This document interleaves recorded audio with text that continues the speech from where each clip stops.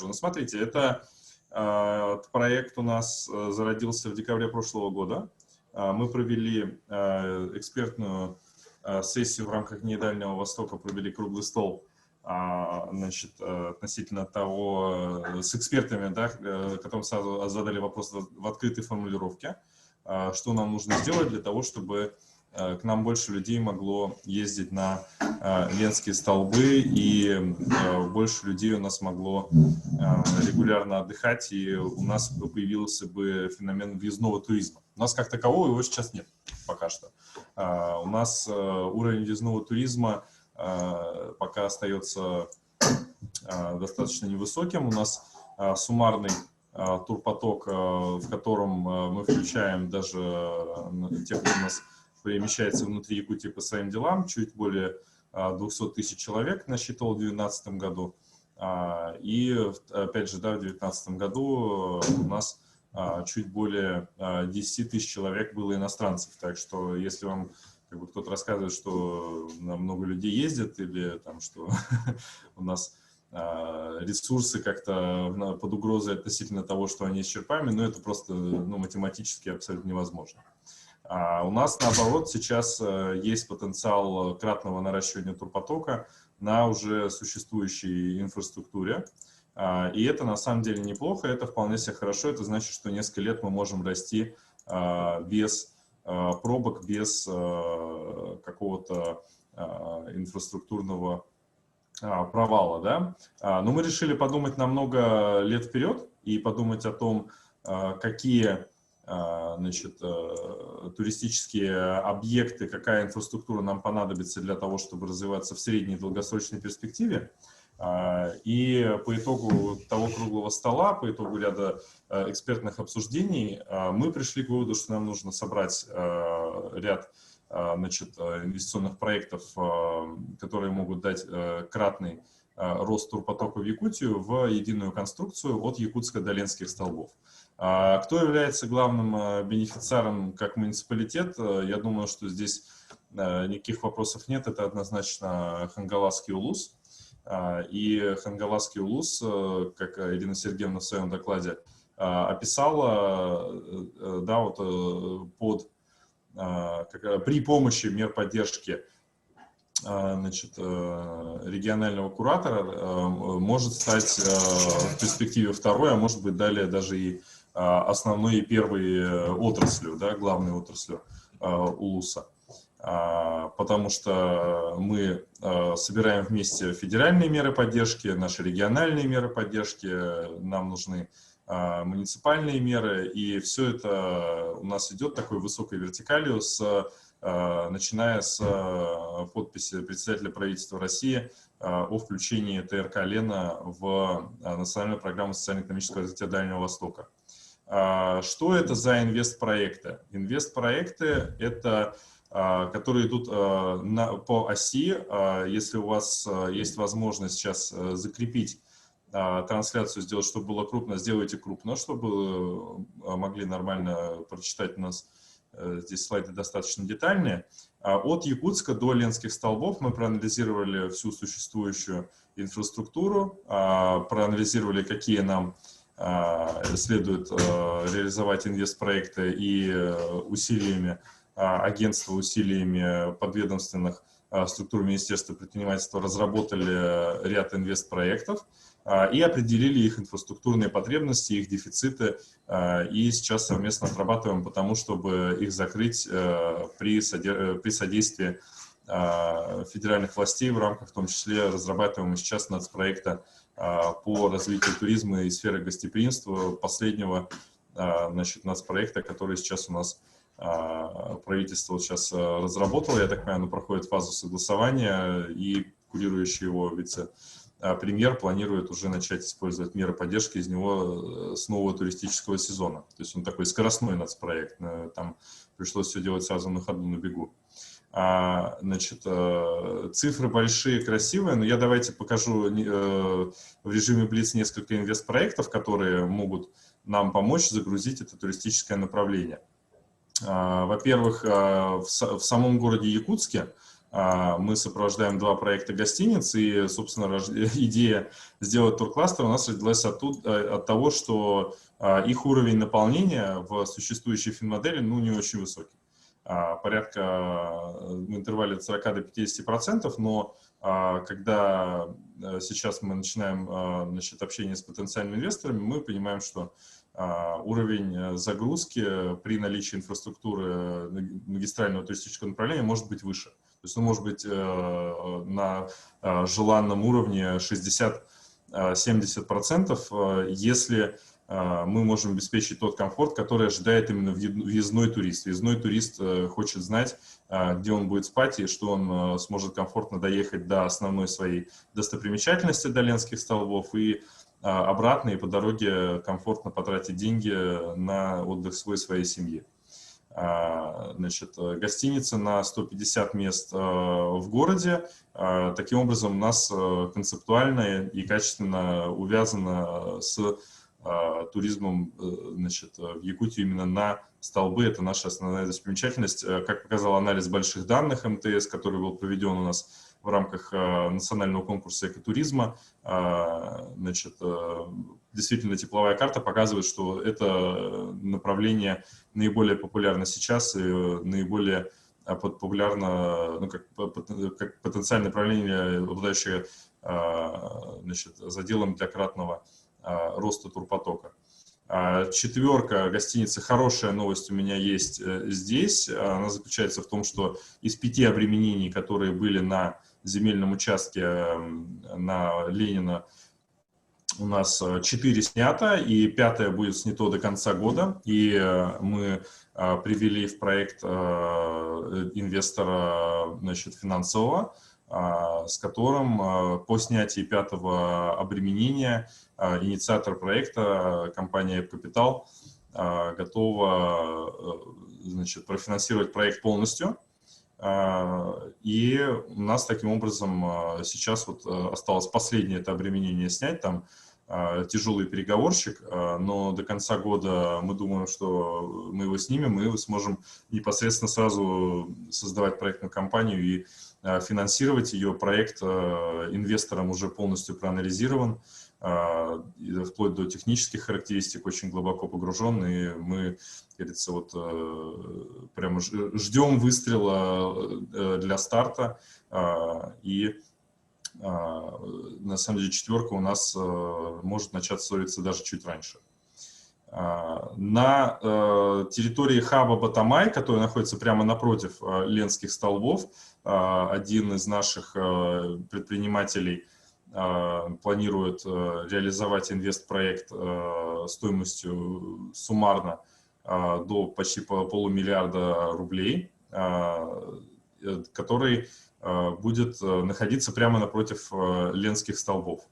В рамках конкурса экотуризма мы разработали мастер-план для этой местности, и когда у нас по нацпроекту «Безопасные и качественные автодороги» дорога туда придет в твердом покрытии, она у нас пока дошла до Булгуна, но до 2024 года средства в нацпроекте заложены на закрытие грунтовых разрывов. И сейчас конкретно вот мы ищем, помимо того, что мы сопровождаем этот инвестпроект, мы в целом хотели бы освоить всю эту местность Батамай, сделать ее основной визитной карточкой Якутии с точки зрения въездного туризма. Там у нас есть возможность, естественно, согласованно с муниципалитетом мы двигаемся, согласованно с руководством ООПТ, знаковый имиджевый объект с видом на Ленские столбы, который действительно редко кому удается такие вещи сделать,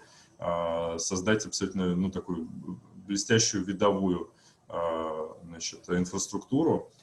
В рамках ранее разработанной уже нами архитектурной концепции, она уже готова, то есть и она является предметом для тиражирования среди не только инициаторов инвестпроектов, которые у нас в эту тему погружены достаточно серьезно, но и для всех субъектов МСП вдоль этой оси. И я думаю, что на этом мы и Ирине Сергеевне, значит, много полезных, получается, историй приносим. Ну и, конечно, большая благодарность Ирине Дмитриевне за то, что значит, помогла изыскать источники именно на этап разработки архитектурной концепции. Мы считаем, что ее элементы могут быть использованы максимально широко также в рамках обоснования муниципалитетами и даже наследниками своих проектов по формированию комфортной среды. То есть там есть смысловое наполнение, видовое наполнение. Как видите, ну, те слайды, которые я показываю, да, здесь, это уже ну, как бы как готовые исходники для вас. И вам не нужно отдельно платить дизайнерам или консультантам для того, чтобы иметь качественную, проработанную, значит, концепцию того, как будет выглядеть навигация, как будет выглядеть инфраструктура, как будет оформляться городские пространства. То есть можно от этого отталкиваться и сразу просто привязывать к себе и делать заявки на финансирование в рамках различных конкурсов по благоустройству. Значит, мы разработали помимо этого новую очередь для комплекса этнографического орта Дайду на, значит, 70 мест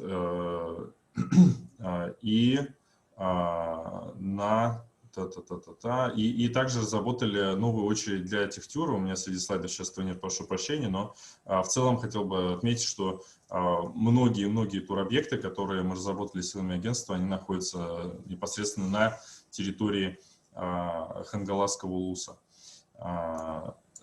Что впереди? Впереди многое другое, впереди много интересного, впереди будут этапы привязки, этапы реализации.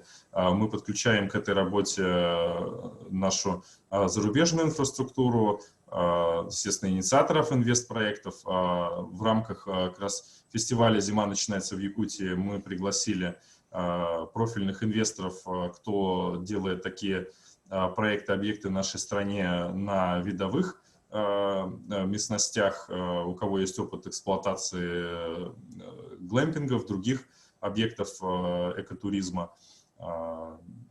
Так что я думаю, что нам чего еще пока не хватает, это выпущенные за подписью руководства региона единой дорожной карты по реализации этого проекта утвержденный. Это такой знаковый шаг, который предпринял ряд регионов, которые также участвовали в конкурсе экотуризма. И я думаю, что вот эту штуку нам нужно добить. Да, Михаил Ефимович, я думаю, что это как раз важнейший такой вот элемент, который вы могли бы как советник главы Якутии донести до наших руководителей, что проект есть, он проработан на всех возможных уровнях, федеральном, региональном, муниципальном, и нам нужно сейчас оформить свои обязательства по его реализации. Спасибо. Спасибо, Александр Игоревич. Но проект ТРК «Лена», он очень такой обширный, уважаемые коллеги, поэтому, знаете, еще раз попрошу ознакомиться. Это вопрос не окончательный. Конечно же, можно к нему и присоединить и другие, значит, проекты и так далее, но в основном это задача от Якутска до Генских столбов. Она более-менее там отработана, более-менее согласованная. Ну и по ходу, значит, данного проекта можно и, значит, присоединить еще другие проекты. Ну, я считаю, что так. Александр Игоревич, в принципе, в курсе. Ну и Олег Валерьевич, надо в этом направлении вести работу. Мы будем поддерживать данный проект. Значит, в рамках данного проекта другие туристические рекреационные кластеры надо прорабатывать, мне кажется. Давайте, вот у меня на чате просит слово, значит, Сакачай, поэтому я предоставлю слово обязательно местным предпринимателям. Но давайте сперва пойдем по плану. Сейчас предоставлю слово Корпорации развития Республики Саха-Якутия, значит, Ивану Егоровичу Мырееву. о расширении ТОР. Пожалуйста. Спасибо. Добрый вечер, Михаил Ефимович, Михаил Викторович, коллеги. Я попрошу дать мне права. Вот показать презентацию. Александр Игоревич, права передадите.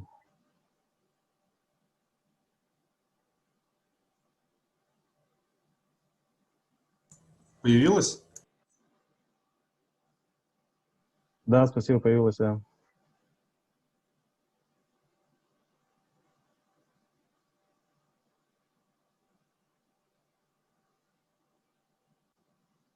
Всем видно, да, коллеги? Да, видно. Мой доклад «Территория опережающего развития» именно по расширению территории ТОР. Ну, как мы все знаем, у нас созданы две территории опережающего развития: ТОР Якутия и ТОР Южная Якутия. В рамках ТОРа даются земельные участки, предоставляется инфраструктура, налоговые льготы и административные преференции. В рамках налоговых преференций, как вы видите на слайде, предоставляется преференция по страховым взносам, такое достаточно существенное понижение, да, по налогу на землю, по налогу на прибыль, по налогу на имущество организации. Тут хотел бы я отметить, что совсем недавно у нас принята налоговая политика, да, которая предоставляет тоже пониженный коэффициент 1,1% в последующие 5 лет после 0%. Ну и, конечно же, по НДПИ. Кроме того, сейчас Министерство экономики республики, корпорации и ведутся переговоры по развитию территории опережающего развития с Минвостокразвития, и одним из предложений нашей республики было как раз-таки, может быть, снижение до 0% по упрощенной системе налогообложения в течение 5 лет и по сельскохозяйственному. В принципе, данное мероприятие поддерживается, Минвостокразвития требуется доработка, что сейчас, в принципе, и происходит. В рамках административных преференций ТОР, конечно же, как я говорил ранее, это подключение инфраструктуры, финансирование за счет федерального бюджета, льготные арендные ставки по земельным участкам, сокращенные сроки проведения проверок и так далее. В принципе, по критериям для резидента я останавливаться сильно не буду, да, я хочу больше остановиться на этом слайде по расширению территории опережающего развития. Вообще, на сегодняшний момент структура управления и развития ТОР сейчас следующая. Главным министерством по территории опережающего развития является Министерство экономики Республики Саха-Якутия при участии корпорации развития, так как мы представляем интересы республики в управляющих компаниях ТОР, и Агентство по привлечению инвестиций, оказывающее содействие в реализации инвестиционных проектов, и управляющих компаний самих ТОР. На сегодняшний момент ТОР Якутия уже расширен на территорию реализации проекта «Жатайская судоверь», грузовой терминал «Нижний Бестях», ТРК «Северная мозаика». Реализуется проект по строительству детского центра отдыха и оздоровления «Полярная звезда». И сейчас как раз-таки идет процесс расширения на территорию оптово-распределительного центра в поселке Нижний Бестях. Хотел бы на данной схеме представлен упрощенный порядок, да, вот, в принципе, такой верхнеуровневый порядок, как вообще идет расширение, да, то есть это, во-первых, либо это потенциальный резидент уже с каким-то действующим инвестиционным проектом, да, либо, может быть, муниципальное образование с инициативой, да, может обратиться в Министерство экономики Республики Саха-Якутия о возможности расширения ТОР на какую-то прилегающую территорию района. После рассмотрения заявки Министерство экономики может предоставить проведение каких-то рабочих совещаний, да, может предоставить заполнение заявки, передать, скажем, содействие в заполнении в Корпорацию развития Якутии.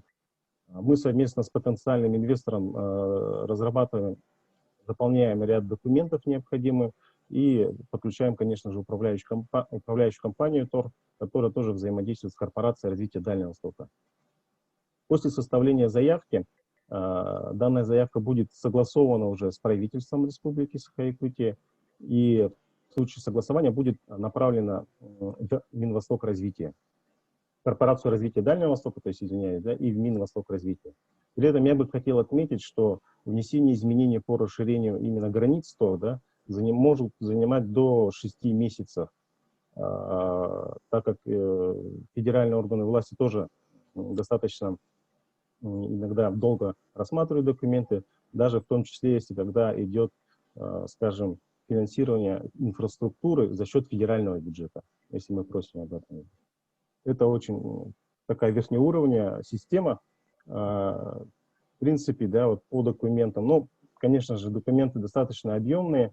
Во-первых, необходимо там составление бизнес-плана, финансовых моделей с показателями ТОР, без ТОР, согласие, конечно же, самого района о расширении границ ТОР, ну и ряд других документов, которые, ну, я не буду их перечислять, можно потом в рабочем порядке поговорить. На сегодняшний момент вот вы видите контакты Министерства экономики, корпорации развития. В принципе, мы готовы, мы всегда открыты к диалогу. Вы можете нам позвонить, мы можем провести какое-то рабочее совещание. Можем у вас, конечно, проконсультироваться. Нюансов по расширению границ ТОР достаточно много. И если необходимо, конечно же, мы можем помочь в этом. Так мы провели работу в части Нижнего Бестяха. Район провел инвестфорум, на котором как раз-таки были представлены проекты, и одним из них был как раз-таки создание оптового распределительного центра. Корпорация развития приведены ряд открытых совещаний с предпринимателями, где, в принципе, мы выявили инвестора, который уже сейчас заполнил заявку, и сейчас уже в скором времени должна направиться на согласование за Минвосток развития. В принципе, у меня все. Если будут вопросы, контакты есть, вы можете выйти на меня, и мы можем, конечно, переговорить. Спасибо. Спасибо, Иван Егорович. Значит, у меня вопрос, Иван Егорович. Вот с Тангаласского района или вот с долины Аркяны вообще были ли какие-то потенциальные резиденты ТОРа? Да, мы прорабатывали в свое время создание агропромышленного парка, да, Покровский, но в связи с тем, что там отсутствует инвестор, нету предприятия, да, то в связи с этим как бы невозможно подать заявку. То есть заявка необходима уже существующим условным якорным резидентам с инвестициями, с подтвержденными инвестициями. И тут вот как раз-таки самый важный момент – это вот якорный инвестор. Но мы можем, в принципе, содействовать, и у нас есть агентство по привлечению инвестиций, которое тоже очень хорошо работает в этом направлении. Хорошо. Михаил Викторович, я дополню, да, что ну вот прямо в прилегающей местности к Хангаласскому улусу на Северной Мозаике у нас сейчас реализуется проект, на котором у нас будет более 130 рабочих мест, прежде всего для местного населения. Это, во-первых. Во-вторых, под расширение ТОР Якутия мы хотели бы как раз рассмотреть возможность включить туда и саму местность Батамай, потому что это позволит нам тогда инфраструктурное обеспечение этого района, да, под реализацию инвестпроектов переложить на средства федерального бюджета.